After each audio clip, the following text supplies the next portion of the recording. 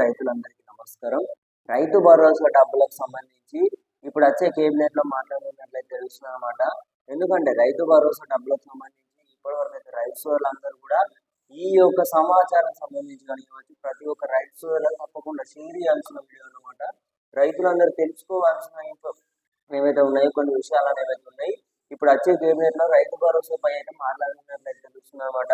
Pending పథకాలకు సంబంధించి కానివ్వచ్చు, pending స్కీమ్లకు సంబంధించి కానివ్వచ్చు, పెండింగ్ బకాయిలకు సంబంధించి కానివ్వచ్చు, ఏవైతే మొత్తం పెండింగ్స్ ఉన్నాయో అందులో రైతు భరోసా డబ్బులకు సంబంధించి యాసంగి సీజన్ సంబంధించి కానివ్వచ్చు, వానాకాలం సీజన్ సంబంధించి కానివ్వచ్చు, వీరందరూ కూడా ఈ యొక్క డబ్బులకు సంబంధించి అయితే రైతులకు యాదుకున్నట్టు ప్రభుత్వానికి అయితే యాదికి లేదన్నమాట. ప్రభుత్వాలకు ఇప్పుడే యాదికత్త అనమాట.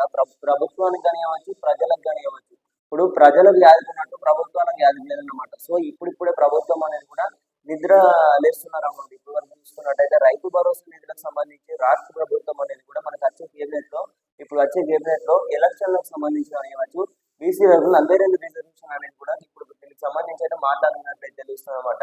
సో రాష్ట్రంలో ఎన్నికలు అనేవి కూడా జరుగుతాయి అన్నమాట. ఖచ్చితంగా ఎన్నికలకు సంబంధించి కూడా 42 రిజర్వేషన్ అనేది అమలు చేసిన తర్వాతనే ఎన్నికలు అనేది నిర్వహిస్తారా, నేను అనుమానం పాత పద్ధతిలోనే మరి ఎన్నికలు అనేవి నిర్వహిస్తారా అనే విశేషాలకు సంబంధించి అయితే మనకు అధికారులు కూడా తీసుకున్నట్టయితే నిర్ణయం అనేది కూడా తీసుకోబోతున్నట్లయితే తెలుస్తుంది అనమాట.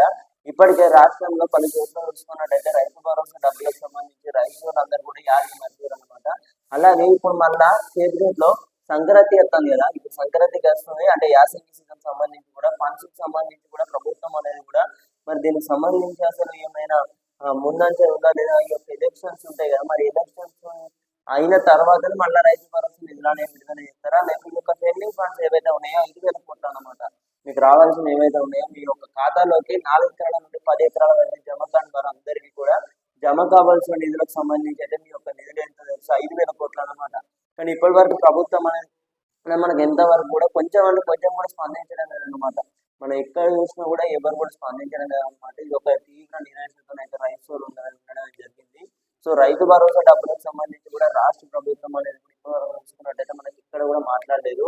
ఇప్పుడు వచ్చే కేబినెట్ లో మాట్లాడుతున్నట్లయితే తెలుస్తుంది. పథకాలకు సంబంధించి కానివ్వచ్చు, పెండింగ్ బిల్స్ కానివ్వచ్చు, పెండింగ్ స్కీమ్స్ సంబంధించి కానివ్వచ్చు, అందులో రైతు భరోసా అనే కాదు మహిళలకు ఇస్తామని 2,500 రూపాయలకు సంబంధించి కానివ్వచ్చు, ఆసర పెన్షన్లు కానివ్వచ్చు, ప్రతి ఒక్క స్కీమ్ కి సంబంధించి కూడా మాట్లాడుతున్నట్లయితే తెలుస్తుంది అన్నమాట.